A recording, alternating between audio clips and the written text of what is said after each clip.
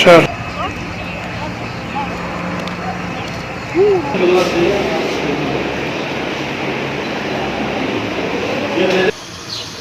শীত দিছে না তো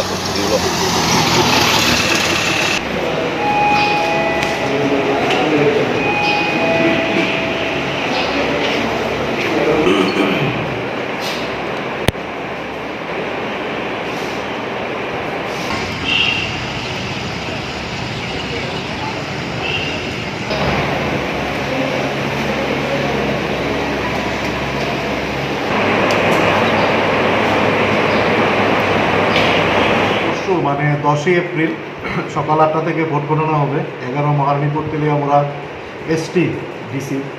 তো এখানে আমাদের টেবিল রয়েছে সর্বমোট 7টা, আর আরও টেবিলটা আলাদা।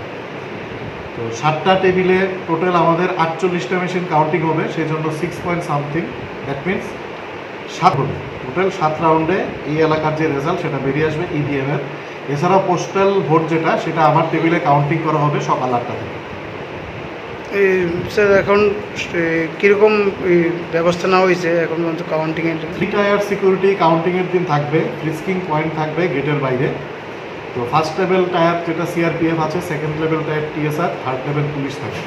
তো এই 3 টায়ার সিকিউরিটির মধ্যে এই কাউন্টিং হলটা আর কাউন্ট সম্পন্ন করবে।